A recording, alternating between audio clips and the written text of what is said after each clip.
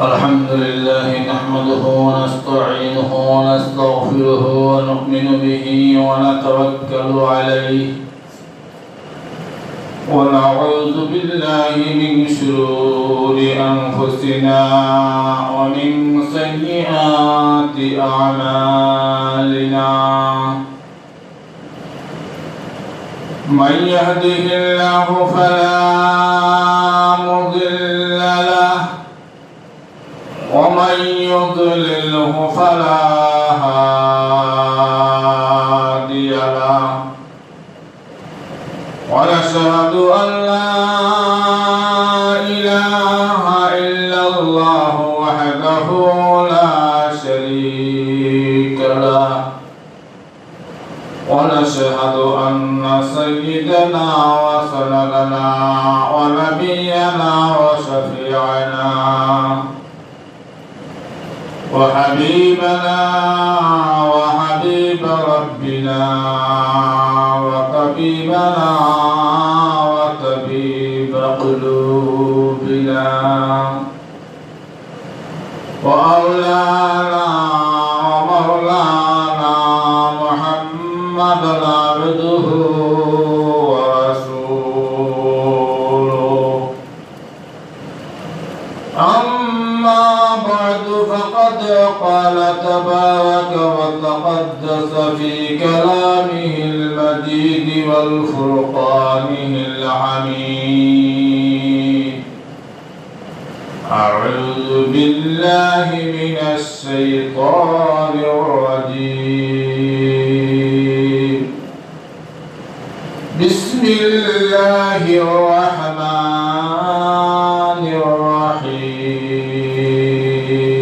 الرحيم قل اللهم مالك الملك تؤتي الملك من تشاء وتنزع الملك ممن تشاء وتعز من تشاء وتذل من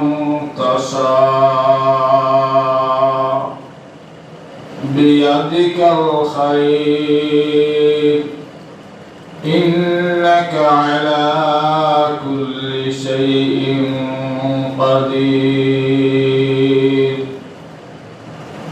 تولج الليل في النهار وتولج النهار في الليل وتخرج الحي من الميت وتخرج الميت من الحي وترزق من تشاء بغير حساب بارك الله لنا ولكم في القرآن العظيم ونفعنا وإياكم بالآيات والذكر الحكيم إنه تعالى جواد كريم ملك بر رؤوف رحيم سبحانك لا علم لنا إلا ما علمتنا إنك أنت العليم الحكيم صلى الله على سيدنا ومولانا محمد وعلى آله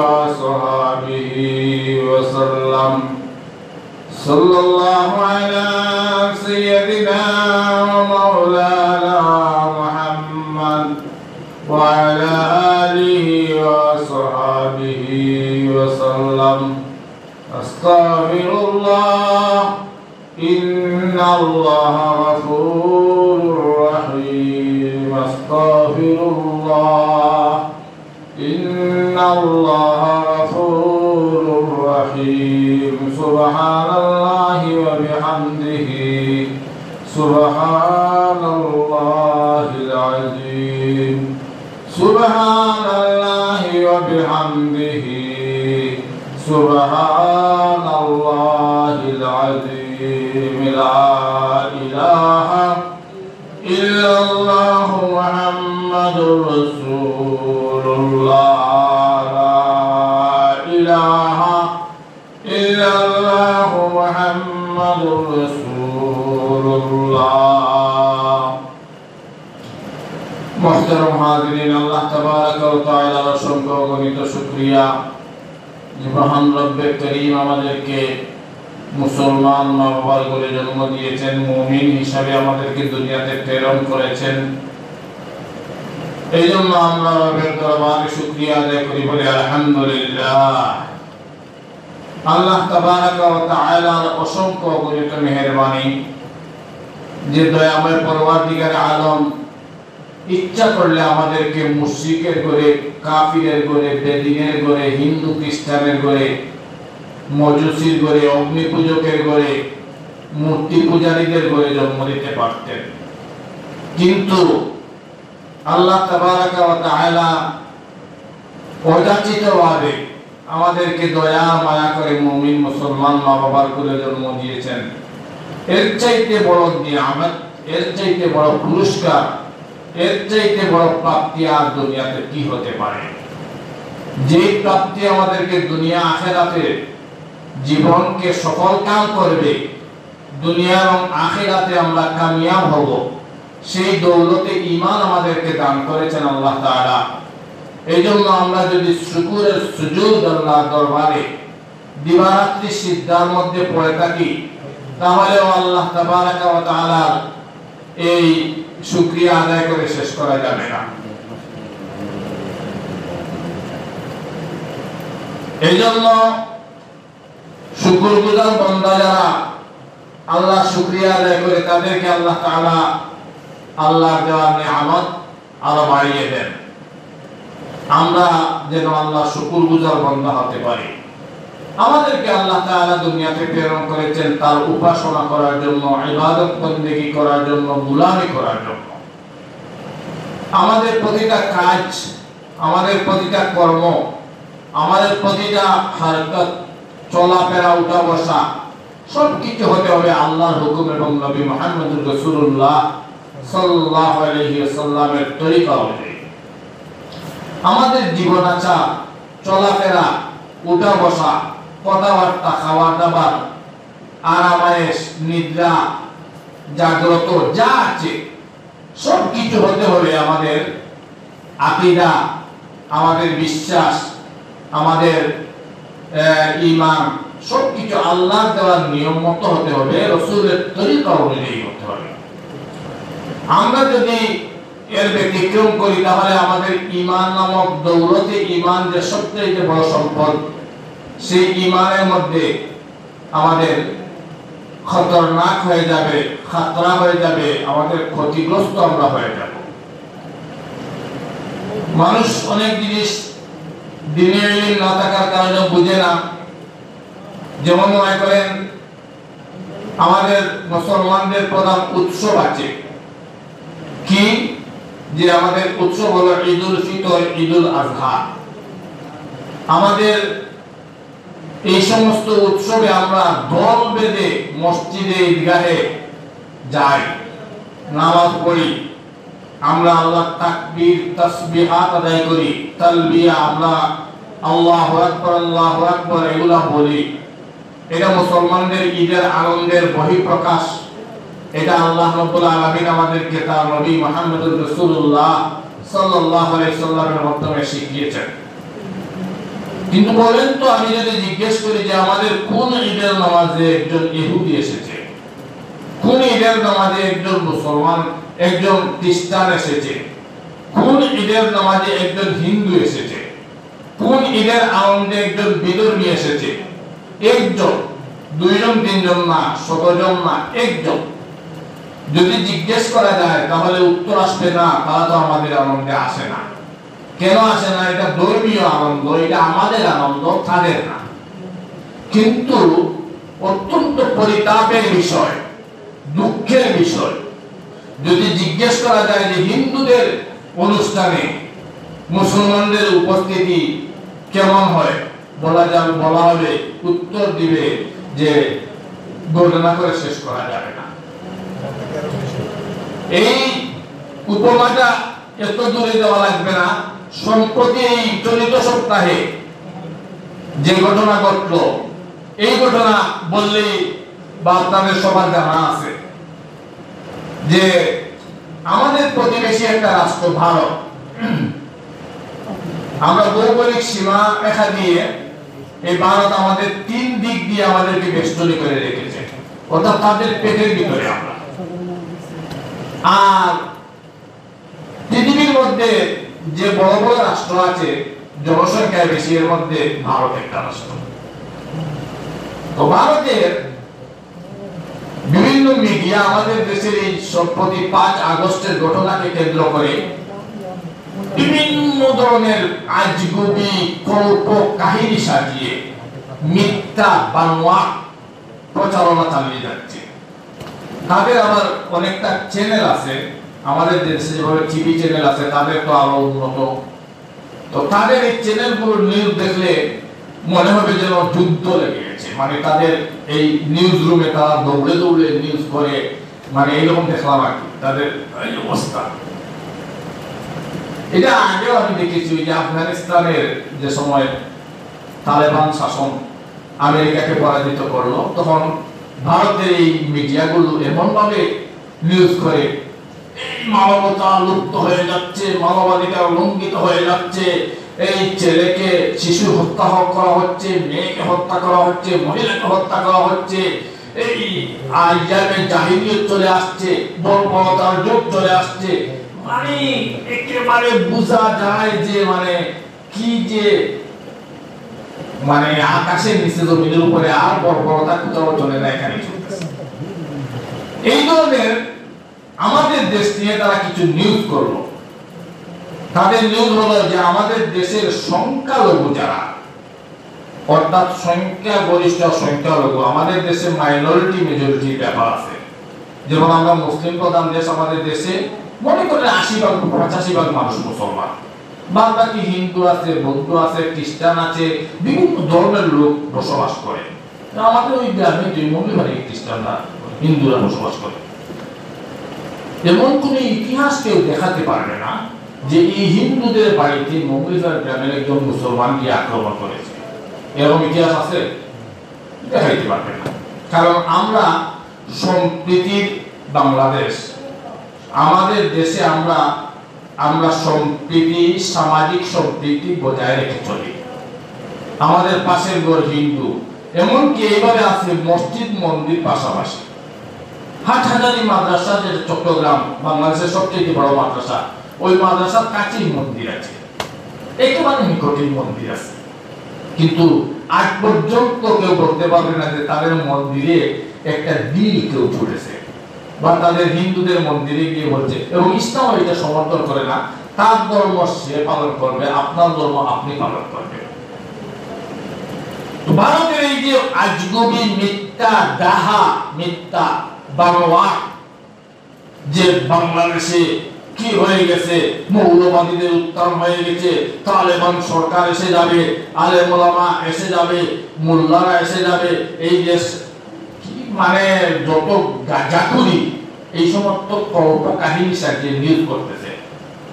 তো এই নিউজকে কেন্দ্র করে আমাদের দেশের এই যে মানে গত 5 আগস্টের আগ পর্যন্ত যারা এই দেশের সবচেয়ে বড় বাহাদুর ছিলেন, যাদের আঙ্গুলের হেলবিতে এই 18 কোটি মানুষ চলত, তাদের তো কি অবস্থা হয়েছে যে আমাদের চোখের সামনে। তারা করলেন কি, মনে করলেন যে কাজ করি আমরা, যে আমাদের দেশের হিন্দুদেরকে দিয়ে একটা আন্দোলন করে। কি আন্দোলন? যে এরা বলবে আমাদের মন্দিরে ভাঙ্গা হয়েছে, আমাদের গির্জায় ভাঙ্গা হয়েছে, আমাদের বাড়িতে আক্রমণ হয়েছে, আমাদের আগুন দেওয়া হয়েছে। এখন তাদেরকে মাঠে নামাতে হবে, ওই সংখ্যালঘু গোষ্ঠীকে মাঠে নামানো। সংখ্যালঘু তো এটা শব্দই সংখ্যালঘু, মানে একেবারে মাইনরিটি, এরা অল্প কিছু মানুষ। যারা এই সিলেট কর্পোরেট সহ দেশের বিভিন্ন স্থানে জড়ো হলো, দেখা গেল যে এখানে হিন্দু 60 জন আর বাদ বাকি 93 জন মুসলমান। বলেন নাউজুবিল্লাহ। চিন্তা করেন, আমি রাজনীতি করব, এই জন্য আমি কিছুক্ষণের জন্য হিন্দু সেজে যাব, রাজনীতি করব এই জন্য আমি কিছু সময়ের জন্য খ্রিস্টান হয়ে যাব, রাজনীতি করব এই জন্য কিছু সময়ের জন্য আমি বিধর্মী হয়ে যাব। ইসলাম তো এগুলো গ্রহণ করে না। আপনার ঈমান রইল কিনা সেইটা আপনি চিন্তা করেন এবং কালেমা পড়ে নতুনভাবে মুসলমান, নতুবা আপনার ঈমান থাকবে না। আপনি যদি হিন্দুদের মিছিলে গিয়ে নিজেকে পরিচয় দেন আমি মেজরিটি না, আমি মাইনরিটি, আমি সংখ্যালঘু, আমি হিন্দু সম্প্রদায়, আপনি নিজে স্বীকার করেন, তাহলে আপনি তো মুসলমান থাকলেন না, আপনি ঈমান রইল না, আপনি তো মুসলমানের খাতা থেকে আপনার নাম কাটা হয়ে যাবে। সুতরাং শুধু শুধু মানে নিজের স্বার্থ হাসিলের জন্য আর রাজনৈতিক স্বার্থ হাসিলের জন্য নিজে কি করছেন এটা তো একটু চিন্তা ভাবনার বিষয়, অত্যন্ত পরিতাপের বিষয়। তাকে জিজ্ঞেস করা হলো আপনার নাম কি, নাম বলে না। সাংবাদিক জিজ্ঞেস করছে আপনার নাম কি, নাম বলে, কারণ নাম তো আব্দুল কুদ্দুস, এবং নাম বলে তো সে মুসলমান পরিচয় হয়ে যাবে। সাংবাদিকের পরে আবার কেটে গেছে, আপনি নাম জিজ্ঞেস করবেন কেন? তো সাংবাদিক জিজ্ঞেস করতেছে আপনি, আমি জানতে চাই আপনার কোথায় আক্রমণ হয়েছে, আপনি মিডিয়াতে দেখেন না? অথচ আপনারা দেখছেন গত 5 আগস্টের পরে এই দেশের মাদ্রাসার ছাত্ররা, মসজিদের ইমামরা, আলেম ওলামারা মন্দিরে গিয়ে পাহারা দিতেছে। এরা তো মন্দির পাহারা দেওয়ার কথা না, কিন্তু কেন দিতেছেন? যে কোন দুষ্কৃতিকারী চক্র যেন এই আরেকটা আগুন না লাগিয়ে আমাদের দেশে অশান্তি সৃষ্টি না করে। এই শান্তির বাণী যদি পৃথিবীতে কেউ শিক্ষা দীক্ষা দিয়ে থাকে তাহলে আলেম ওলামারা দিয়ে থাকে। আমি গত জুমায় বলেছি না যে কারো বাড়িতে আক্রমণ করা, কারো সম্পদ লঙ্ঘন করা এগুলো হারাম, নাজায়েজ, অবৈধ। শুধু আমি না, এই দেশের 2.5 কোটি মসজিদ, 2.5 লক্ষ মসজিদ, সব মসজিদে ইমামরা খতিবরা বলেছে, এটা দায়িত্ব। কিন্তু কত পরিতাপের বিষয়, এই যে মুসলমান যারা কিছু সময়ের জন্য হিন্দু সেজে গেল, এই যে মুসলমান কিছু সময়ের জন্য খ্রিস্টান হয়ে গেল, এই যে মুসলমান সে কিছু সময়ের জন্য আপনার সংখ্যালঘু হয়ে বিধর্মী পরিচয় দিল, এদের ঈমান থাকলো কিনা সেটা কি সে চিন্তা করে দেখছেন? আমি গত জুমায় আপনাদের সামনে যে আয়াত তিলাওয়াত করেছিলাম, এই আয়াতগুলোর তর্জমা করলে বুঝবেন যে একমাত্র সব রাজাদিরাজ ক্ষমতার মালিক কে? আল্লাহ। কে? আল্লাহ। আল্লাহ যাকে যখন চান, আল্লাহ যখন যা চান তাই করতে পারে। قل اللهم مالك الملك تؤتي الملك من تشاء وتنزع الملك ممن تشاء। এই আয়াতগুলোর তরজমা পড়ার আগে একটা ঘটনা বলি। হযরত নূহ আলাইহিস সালাতু ওয়াস সালাম আসার আগে এই পৃথিবীতে 5 জন খ্যাতনামা ওলি ছিলেন। ওলি তো আপনারা বুঝেন, ওই তো শাহজালাল, শাহফরান, শাহ মখদুম, আব্দুল কাদের জিলানী, যারা মানে জীবনের এই একবারে 63 বছর, 68 বছর, 70 বছরের জীবনের বেশিরভাগই ইসলামের জন্য বিসর্জন দিয়ে গেছেন, এদেরকে ওলি বলে। আল্লাহ নৈকট্য যারা লাভ করেছেন, ওলি আল্লাহ। আমাদের শাহজালাল, শাহফরান, চিটাগাঙ্গে বায়েজিদ বুস্তামির মাজারে এটা নিয়ে কথা আছে, উনি বায়েজিদ বুস্তামি কি না এটা ভিন্ন কথা। যাই হোক, এইভাবে অনেক ওলিয়ারা এই পৃথিবীতে শুয়ে আছে, শুধু আমাদের দেশে না। তো হযরত নূহ আলাইহিস সালাতু ওয়াস সালামের আসার আগে 5 জন জগদ্বিখ্যাত ওলি ছিলেন, এরা মারা গেছে। মারা যাওয়ার পরে শয়তান এসে এদের অনুসারীদেরকে বলল যে আপনারা এখন আগের মতো ইবাদত বন্দেগী করেন না কেন? নামাজ পড়েন না, রোজা রাখেন না, বা বিভিন্ন উপাসনা এগুলোতে আপনাদের দেখা যায় অলসতা এসে গেছে। ওরা বললেন আমাদের 5 জন ওলি ছিলেন জগৎ বিখ্যাত, খুব খ্যাতনামা, খুব আন্তর্জাতিক মানের, যাদের নাম দাম একেবারে সারা পৃথিবীতে ছিল, এরা চলে গেছে, আমাদের মনোবল ভেঙে গেছে। মহব্বতের কারণে বলছে। শয়তান বলল তাইলে কাজ করতে পারেন, ওই 5 জন যে 5 জায়গায় বসত, ওই 5 জায়গায় 5টা মূর্তি এরা আকৃতিতে বানিয়ে দেন। বলেন নাউজুবিল্লাহ। মূর্তি যদি বানানো এটা ইসলামের সমর্থন করত, তাহলে পৃথিবীর সর্বশ্রেষ্ঠ মহামানব যিনি, সর্বকালের সর্বযুগের সর্বশ্রেষ্ঠ মহামানব যিনি, আকায়ে নামদার তাজদার মদিনা, জীবন গুসায়া বিনা মক্কার গতি মদিনার গতি রাহমাতুল লিল আলামিন মুহাম্মদুর রাসূলুল্লাহ সাল্লাল্লাহু আলাইহি সাল্লামের মূর্তি বানানো হতো। আরে ভাই, মদিনায় হতে গেলে দেখবেন মদিনা তো মুনাওয়ারায় যেখানে নবীজি শুয়ে আছেন, সেই জায়গাকে আল্লাহ রাসূল তো বর্ণনা করেছেন এটা জান্নাতের টুকরা, জান্নাত বেহেশতের বাগান। নবীজি যেই জায়গায় শুয়ে আছেন এই জায়গার মাটি তো খাবার মাটির চেয়েও আরো দামি। হায়াতুন নবী, জিন্দা নবী। নবীজি রোজার কাছে গিয়ে বলবেন আসসালাতু ওয়াসসালামু আলাইকা ইয়া রাসূলুল্লাহ। আল্লাহর নবী নিজ কানে আপনার সালাত শুনেন। দেখবেন সৌদি পুলিশে দাঁড়াইতে দিবে না। মানে এখানে যদি আপনি দাঁড়িয়ে শাহজালালের মাজারের মতো শ্রদ্ধা শুরু করে দেন, যদি চুমা দেওয়া শুরু করে দেন, যদি ওয়াল হাতাইয়া হাত দিয়ে এনে মুখের মধ্যে মাখামাখি শুরু করে দেন, এগুলো তো জায়েজ না। চিন্তা করছেন, পৃথিবীর সর্বশ্রেষ্ঠ মহামানব যিনি মুহাম্মদুর রাসূলুল্লাহ সাল্লাল্লাহু আলাইহি ওয়াসাল্লাম, তিনিও মক্কা বিজয়ের পরে সর্বপ্রথম কাজ যেটা ছিল যে খাবার ভিতরে 360 মূর্তি ওইগুলো ভেঙে চুরমার করে দেওয়া। কাবা শরীফের ভিতরে 360টা মূর্তি ছিল। ইসলামের সর্বশ্রেষ্ঠ কাজ হলো মূর্তি ভাঙা। আর আমরা তো এখন বলতেছি এরকম না, আমাদের এই যে বিগত যে সরকার, আওয়ামী লীগ সরকার যেটা ছিল, ওইটার সময় আমরা মাঠে ময়দানে মসজিদে সব জায়গায় আমরা বলেছি আপনি মূর্তি বানাইলেন না। এই শাহজালাল ইউনিভার্সিটিতে জাহানারা ইমামের নামে মূর্তি করার কথা ছিল, আমরা আন্দোলন করেছি। সেই আন্দোলনের সক্রিয় একজন আমি দায়িত্বশীল, কত আন্দোলন করেছি, মামলা হয়েছে আমাদের উপরে। তারা বলছে এটা মূর্তি না, এটা প্রতিকৃতি, এটা এই সেইটা সেই, মানে এক শব্দের তো বিভিন্ন প্রতিশব্দ থাকে। অথচ এগুলো মূর্তি, শুধু পূজা করলে মূর্তি হবে না। আপনি এই যে পুতুল বানানো হয়, ডল, এগুলো বাচ্চাদেরকে খেলতে দিবেন না। যে প্রাণীর প্রাণ আছে এই ধরনের আকৃতিতে কোনো কিছু করাই ইসলামে নিষিদ্ধ, অবৈধ, হারাম। রাসূল করিম সাল্লাল্লাহু আলাইহি ওয়াসাল্লামের যে মর্যাদা, আল্লাহর পরে যার মর্যাদা সবচেয়ে বেশি, যদি মূর্তি বানানো ঠিক হইতো তাহলে আজকে পৃথিবীর প্রতিটা পাড়া মহল্লায় রাসূলুল্লাহর মূর্তি থাকতো। তবে হারাম, নাজায়েজ, অবৈধ, নিষিদ্ধ। তো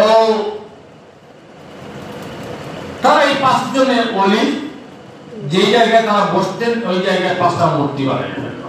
বলেন নাউজুবিল্লাহ। এই মূর্তি বানানোর পরে তারা এদের পূজা করতে শুরু করে দিল, অর্থাৎ এই শিরিক শুরু হয়ে গেল। শিরিক যেটা গুনাহ, সবথেকে মহাপাপ, এই শিরিক এরা শুরু করে দিল। আল্লাহ রাব্বুল আলামিন এই মুশরিকদেরকে হেদায়েতের রাস্তা দেখানোর জন্য একজন নবী পাঠাইলেন, তার নাম হযরত সালেহ আলাইহিস সালাতু ওয়াস সালাম। কি নাম? সালেহ আলাইহিস সালাতু ওয়াস সালাম। সালেহ শব্দের অর্থ হচ্ছে নেক। যাই হোক, এই নবীর নাম সালেহ। তিনি এসে এদেরকে দাওয়াত দিলেন, তোমরা পড়ো লা ইলাহা ইল্লাল্লাহ, লা ইলাহা ইল্লাল্লাহ, এক আল্লাহ ছাড়া আর কোনো মাবুদ নাই। তারা বলে না না, এগুলো আমরা মানি না, আমরা 5 জনের ইবাদত করি। কোন 5 জনের ইবাদত করো? ওই নাম বলবো তারা, কোরআন শরীফে এদের নাম এসেছে, যে ওই যে আমাদের 5 ওলি ছিলেন, আমরা এদের ইবাদত করি। হযরত সালেহ আলাইহিস সালাতু ওয়াস সালাম তাদেরকে বুঝাইলেন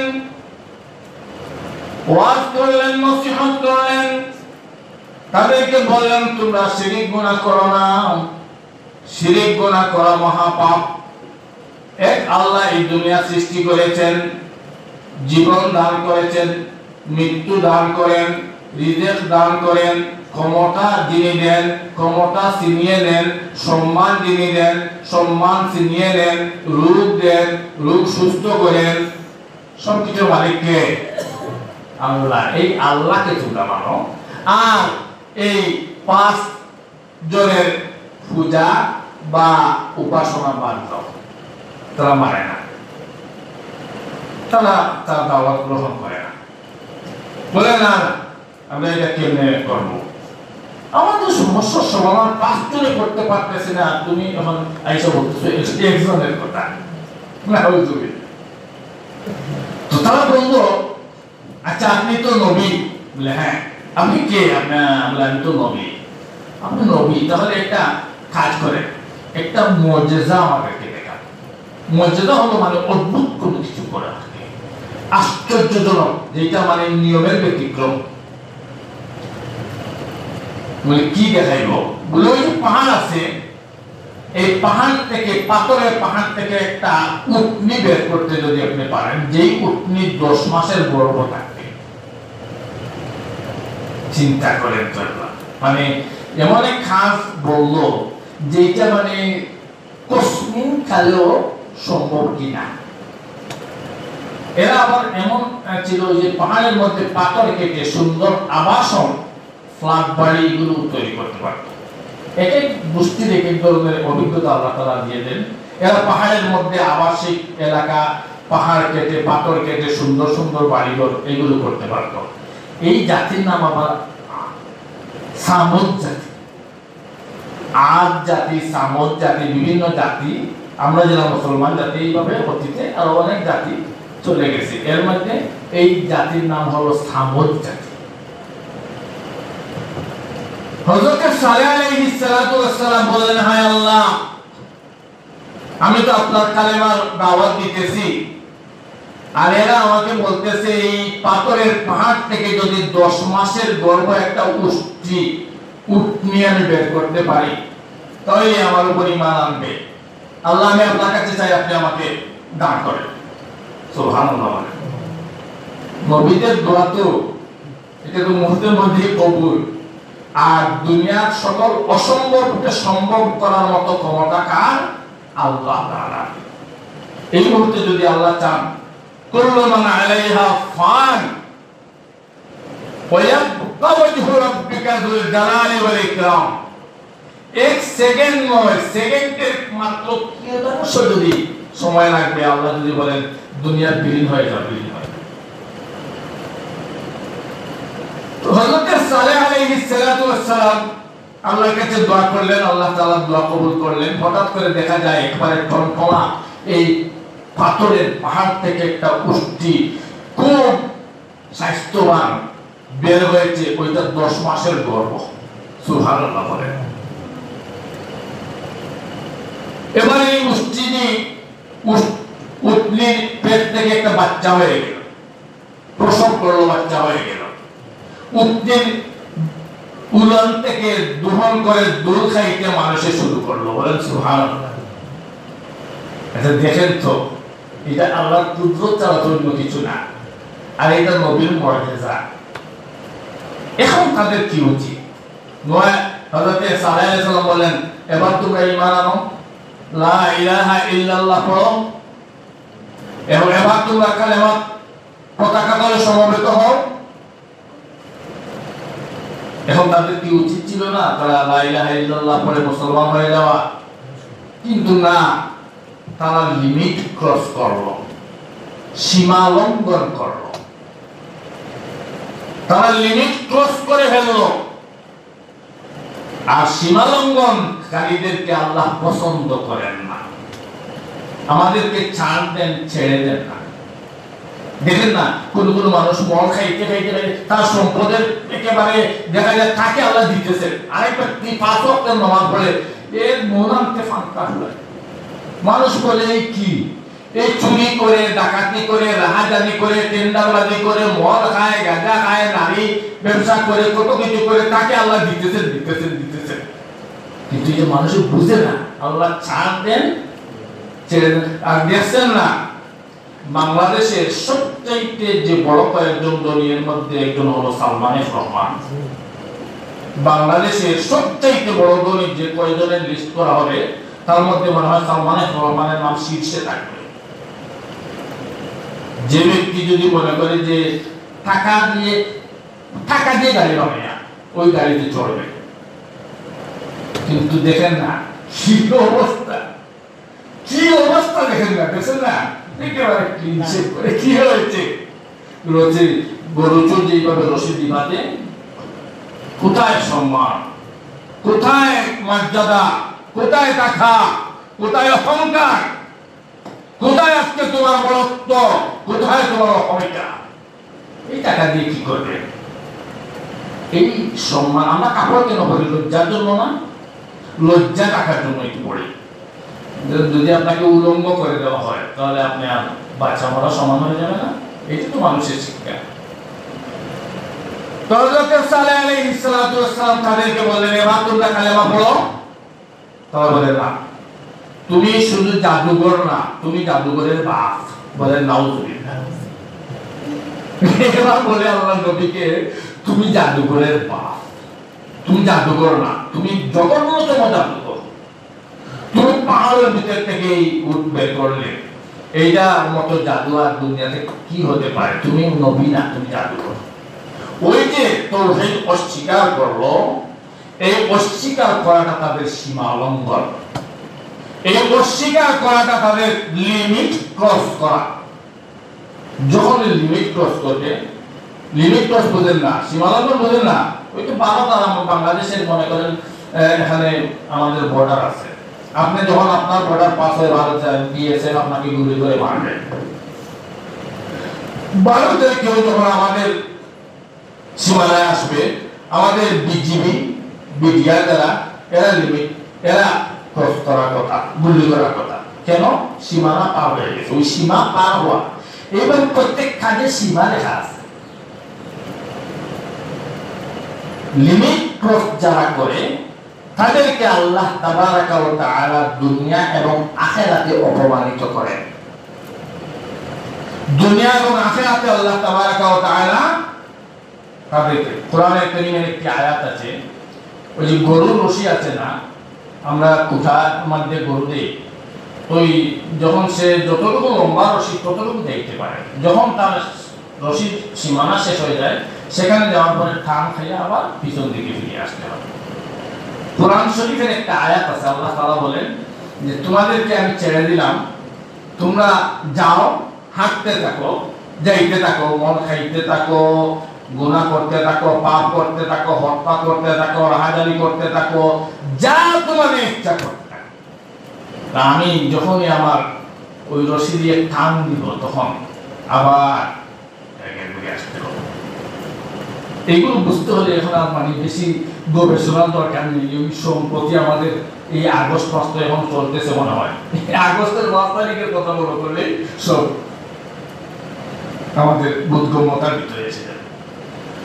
এই জন্য বলেছিলাম, আল্লাহ রাব্বুল আলামিন বলেন, কুলিল্লাহুম্মা মালিকাল মুলকি তুতিল মুলকা মান তাশা ওয়া তানজিউল মুলকা মিম্মান তাশা। ওগো নবী, আপনি বলে দেন এই পৃথিবীর সকল মানুষকে যে এই পৃথিবীর রাজত্ব, রাজাধিরাজ একমাত্র আমি আল্লাহ, একমাত্র আল্লাহ। তুরিদু কুল্লাহুম্মা মালিকাল মুলক তুতিল মুলকা মান তাশাউ ওয়া তানজিউল মুলকা মিম্মান তাশা। আল্লাহ যাকে চান তাকে ক্ষমতা দেন, যাকে চান তাকে ক্ষমতা থেকে টেনে হেঁচড়ে নামিয়ে দেন। আল্লাহর ইচ্ছা। তুতিল মুলকা মান তাশা ওয়া তানজিউল মুলকা মিম্মান তাশা। وتعز من تشاء وتذل من تشاء আল্লাহ যাকে চান সম্মান দেন, যাকে চান অপমানিত করেন।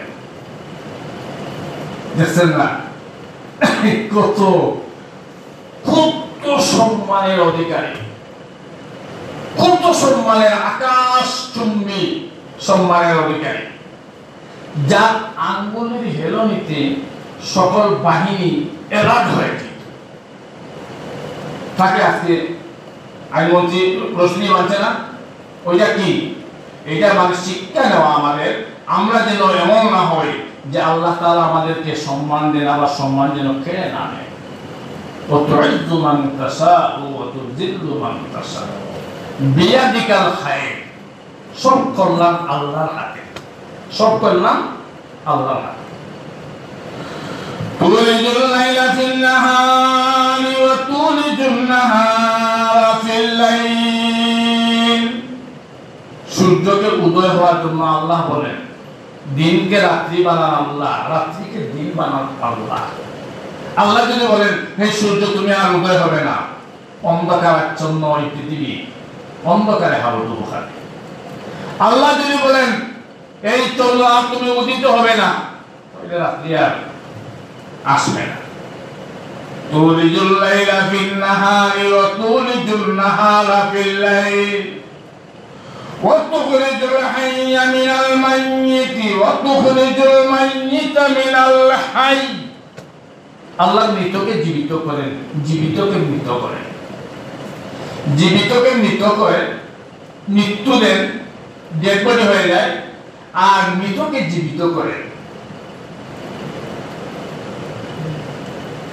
তুলিজুল লাইলা ফিন নাহারি ওয়া তুলিজুন নাহারা ফিল লাইল ওয়া তুখরিজুল হাইয়া মিনাল মাইয়িতি ওয়া তুখরিজুল মাইয়িতা মিনাল হাইয়্য ওয়া তারযুকু মান তাশাউ বিগাইরি হিসাব। আর আল্লাহ বেহিসাব রিজিক যাকে চান তাকে দান করেন। এত বোঝা গেল, এই আয়াতের অর্থ শুনলে আমরা এটা বুঝবো যে সব কিছুর মালিক কে? আল্লাহ। সব কিছুর মালিক একমাত্র আল্লাহ। আমাদেরকে তাওহীদের দিকে ফিরে যেতে হবে, আমাদেরকে ওয়াহদানিয়তের দিকে ফিরে যেতে হবে, আমাদেরকে একত্ববাদের শিক্ষাই গ্রহণ করতে হবে। আমাদের একটা শিক্ষা নেওয়া দরকার, অহংকার, মিথ্যা, অহমিকা এগুলো শয়তানের কাজ। অহংকার শয়তানের কাজ। শয়তানকে আল্লাহ তাআলা বলেছেন আদম আলাইহিস সালামকে সিজদা করার জন্য, সে বলেছে না আমি সিজদা করব না। কেন?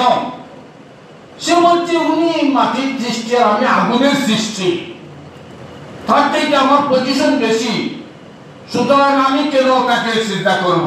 অহংকার করেছে। আমরা দেখেন না বাংলাদেশে একটা কথা লেখা থাকে, অহংকার পতনের মূল। অহংকার পতনের মূল। আর একটা কথা স্মরণ রাখবেন, মিথ্যা। মিথ্যা ওইটা যদিও আপনি এখানে খুব বড় গলায় মিথ্যাকে এস্টাবলিশ করে গেলেন, সমাজে এটাকে বাস্তবায়িত করেই গেলেন, কিন্তু মিথ্যা এটা মিথ্যাই। মিথ্যা কালো, ওইটা অন্ধকার, ওইটা একদিন না একদিন দূরীভূত হয়ে যায়। এই দেখছেন না 16-17 বছরের তপস্যা 45 মিনিটে শেষ হয়ে গেছে। শেষ হয়ে গেছে না? 16-17 বছরের সকল সাজানো গোছানো সবকিছু মাত্র 45 মিনিটের ভিতরে শেষ হয়ে গেল। তো কি হবে? আপনি 63 বছর যদি মিথ্যার পিছনে থাকেন, আর এই মিথ্যা আল্লাহ দুলিশাত করতে 1 মিনিট সময় লাগবে। এই জন্য বেরাদরানে ইসলাম মিথ্যা, অহমিকা, অহংকার, গীবত, পরনিন্দা, পরচর্চা এগুলো পরিহার করতে হবে। আল্লাহ তাবারাকা ওয়া তাআলা সেই ওয়াহদানিয়তের পথে ফিরে যেতে হবে, একত্ববাদের শিক্ষা গ্রহণ করতে হবে। আর আমাদেরকে শুধু এগুলো মজা লুটবার জন্য আল্লাহ তাআলা দেখাননি, এর থেকে সবক নিয়ে আমরা যেন সংশোধন হই, শিক্ষা গ্রহণ করতে পারি, সেই জন্য আল্লাহ তাআলা মাঝে মধ্যে আমাদেরকে একটু একটু জবাব দেখান।